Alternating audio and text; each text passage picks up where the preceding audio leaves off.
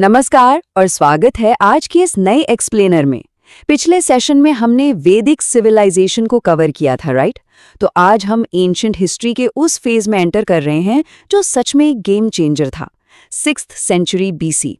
आज यहाँ महाजनपदास, बुद्धिज्म और जैनिज्म को बिल्कुल डीपली डिकोड किया जाएगा। यूपी टेट और सीटेट एग्जाम्स के लिए समझ लीजिए ये टॉपिक्स डायरेक्ट स्कोरिंग एरियाज हैं। तो चलिए बिना किसी देरी के शुरू करते हैं।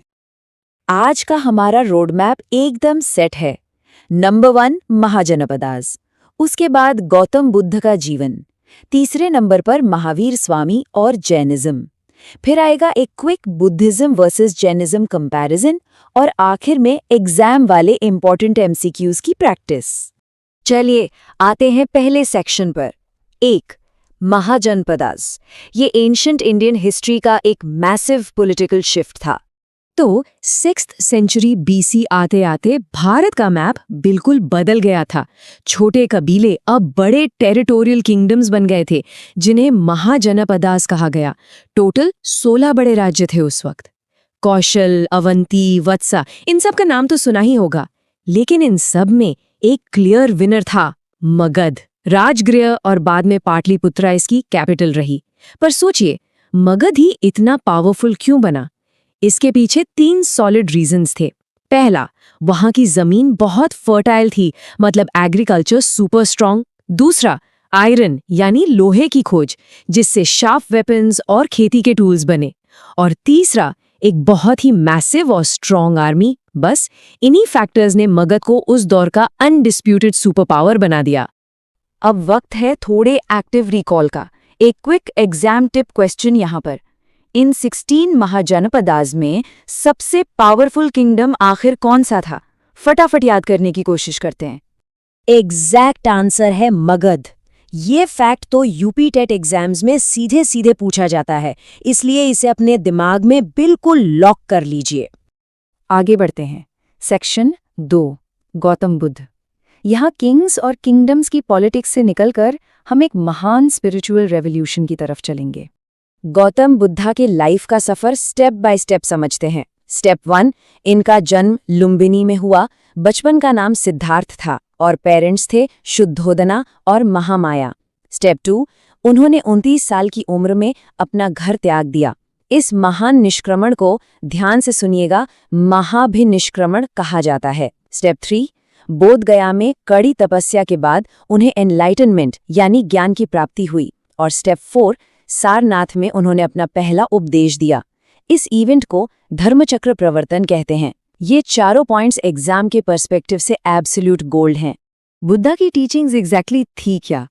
उन्होंने बेसिकली सोसाइटी को जीने का एक नया और सिंपल तरीका सिखाया।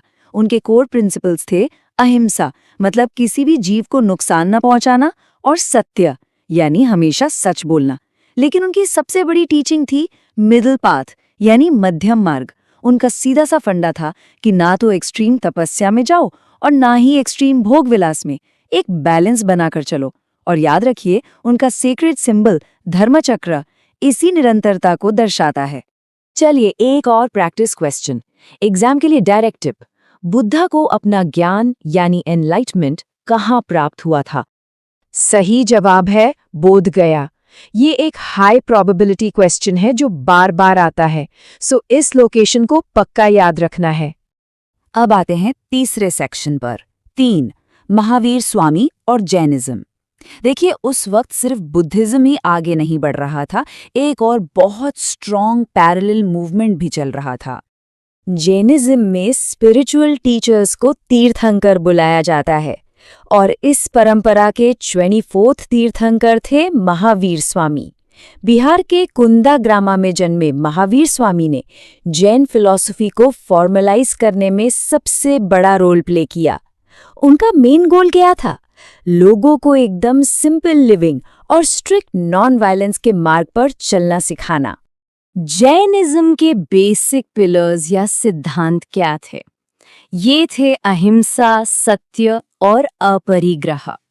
यहाँ अपरिग्रह का मतलब है नॉन पोजेशन, यानी कि जरूरत से ज्यादा चीजों का इकट्ठा न करना और मटेरियलिस्टिक डिजायर्स से दूर रहना। उन्होंने सिंपल लिविंग और हाई थिंकिंग पर जोर दिया। और एक बात नोट करने वाली है, जैनिज्म और बुद्धिज्म दोनों ने ही उस वक्त के कॉम्प्लेक्स कर्म कांडों और रिचुअल्स का पूरी तरह विरोध किया था। नेक्स्ट है हमारा सेक्शन 4, बुद्धिज्म वर्सेस जैनिज्म। इन दोनों फिलॉसफीज को आमने सामने रखकर कंपेयर करना एग्जाम के लिए कॉन्सेप्ट्स क्लियर करने का बेस्ट तरीका है। अगर हम इन दोनों को केयरफुली देखें तो पिक्चर बहुत क्लियर है। एक तरफ बुद्धिज्म है जिसके फाउंडर गौतम बुद्धा थे।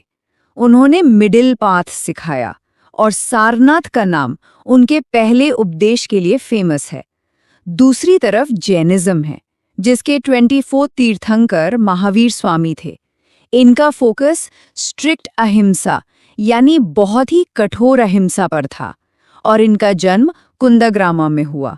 अप्रोचेस अलग जरूर थे, पर बॉटम लाइन ये है कि दोनों ही धर्मों ने उस वक्त की सोसाइटी में इक्वालिटी, पीस और ब्रदरहुड का एक जबरदस्त मैसेज फैलाया। और अब चलते हैं आखिरी हिस्से पर, सेक्शन 5, एग्जाम एमसीक्यूज। एक छोटा सा रैपिड फायर राउंड करते हैं ताकि आज का पूरा एक्सप्लेनर रिवाइज हो जाए। ये रहा पहला सवाल, एंशिएंट इंडिया में टोटल कितने महाजनपदस थे? और आंसर है 16। टोटल 16 महाजनपदास थे, जिनमें मगध सबसे ज्यादा शक्तिशाली था।